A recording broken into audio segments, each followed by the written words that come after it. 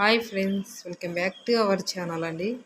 Lakshmi channel. చూడండి friends, ఈరోజు video వచ్చేసి ఇలాగా ఇంట్లో కాయగూరలు ఏం లేనప్పుడు ఇలాగ సింపుల్గా ఎగ్స్ ఒకటి ఉంటే చాలండి. ఇలాగ కర్రీ చేసుకొని తినొచ్చు. ఇది రోటీస్, చపాతీలోకి, అన్నంలోకి అన్నిటిలోకి చాలా బాగుంటుంది ఫ్రెండ్స్. చూడండి, టేస్ట్ అయితే సూపర్గా ఉంది ఫ్రెండ్స్. ఇలాగ చేసుకొని తింటే దీని ప్రిపరేషన్ ఒకసారి చూడండి ఫ్రెండ్స్. వీడియో నచ్చినట్లయితే లైక్ చేయండి. చూడండి ఫ్రెండ్స్, ముందుగా స్టవ్ ఆన్ చేసుకొని కళాయి పెట్టుకొని ఇందులోకి తగినంతగా ఆయిల్ వేసుకోవాలండి. ఆయిల్ వేడిన తర్వాత పోపు దినుసులు వేసుకోవాలి. జీలకర్ర, ఆవాలు, అలాగే శనగపప్పు వేసుకోవాలండి. ఇవి కొంచెం వేగిన తర్వాత ఇందులోకి కట్ చేసిన ఆనియన్స్ వేసుకోవాలండి. ఒక 3 చిన్నగా ఇలా కట్ తీసుకొని వేసుకోవాలి ఆనియన్స్ని. చూడండి ఫ్రెండ్స్, ఇవి కొంచెం లైట్గా మగ్గాలండి.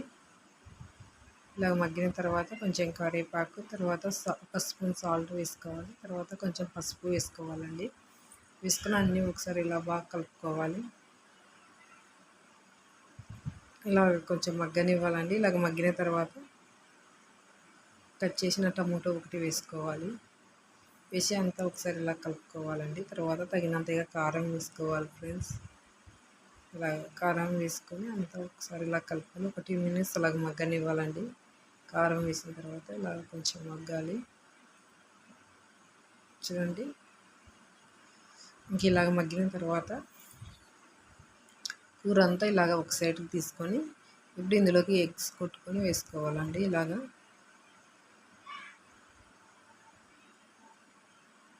ఒక 3 ఎగ్స్ తీసుకొని వేసుకోవాలి. ఇంకా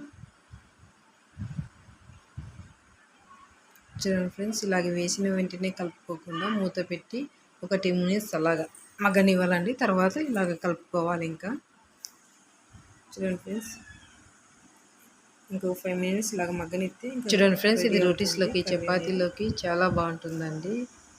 కాబట్టి తప్పకుండా ట్రై చేయండి ఫ్రెండ్స్. వీడియో నచ్చినట్లయితే లైక్ చేయండి, షేర్ చేయండి, సబ్స్క్రైబ్ చేయండి ఛానల్ని అయితే. ఇంకా అంతే అండి, ఇంకా రెడీ అయింది. ఇది రోటీస్లోకి కానీ, చపాతీలోకి కానీ, అన్నంలోకి కానీ, దేనిలోకైనా కానీ సూపర్గా ఉంటుంది ఫ్రెండ్స్.